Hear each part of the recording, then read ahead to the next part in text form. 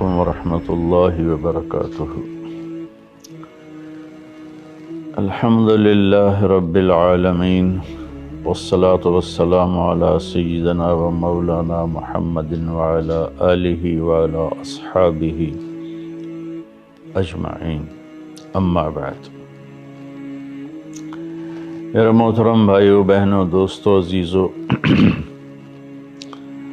اللہ تعالیٰ نے دعوت کے کام میں مجھے چلایا، لگایا، ایک عرصہ گزر چکا ہے۔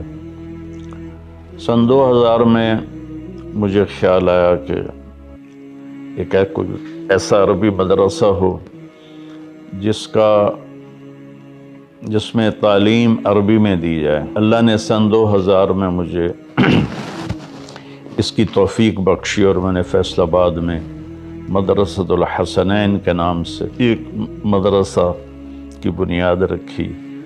اللہ نے اسے قبولیت بخشی اور وہ 10 شاخوں میں تبدیل ہو گیا، اور ان تمام میں ہمارے اپنے شاگرد پڑھا رہے ہیں، اور عربی ساری اس میں زبان ہے اور عربی میں اسباق ہوتے ہیں۔ تو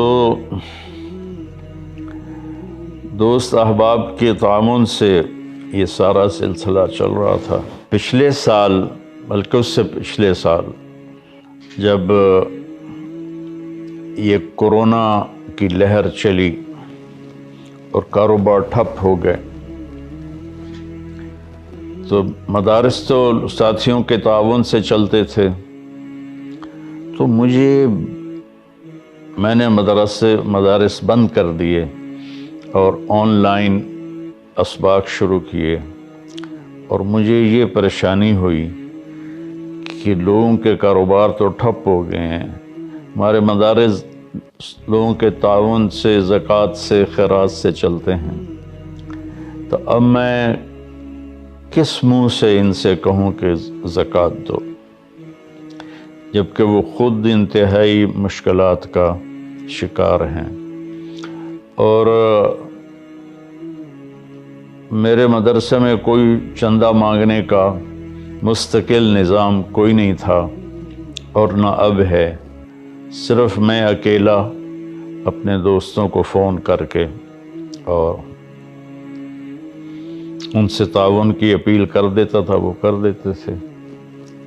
لیکن جب کورونا نے سب کو متاثر کیا تو میں نے کہا کہ میں نے کسی سے چندہ نہیں مانگنا۔ پھر مجھے خیال آیا کہ یہ نظام چلے گا کیسے؟ تو سن 2000 سے میرے دل میں آتا تھا کہ یا اللہ کوئی ایسا سلسلہ بنا دے کہ یہ کم از کم جو میرے پاس مدارس ہیں یہ اپنے پاؤں پہ کھڑے ہو جائیں، تو یا اللہ کوئی ایسی شکل بنا دے کہ زکوٰۃ خرچ نہ ہو، زکوٰۃ کے بغیر مدرسہ چلے۔ تو کوئی شکل سامنے تھی کوئی نہیں۔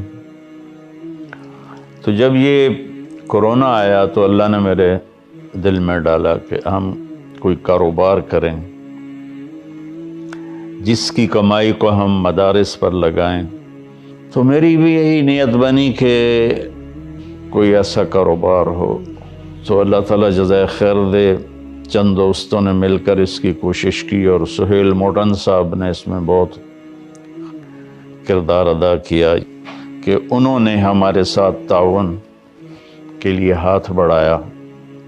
تو ہم نے میرے نام کا برانڈ MTJ کے نام سے لانچ کرنے کی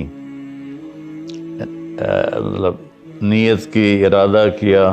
یہیں اسی کمرے میں، یہ میرے گھر کا لاؤنج ہے، تو اس میں انہوں نے آ کر ہمارے ساتھ معاہدہ کیا، اللہ ان کو جزائے خیر دے۔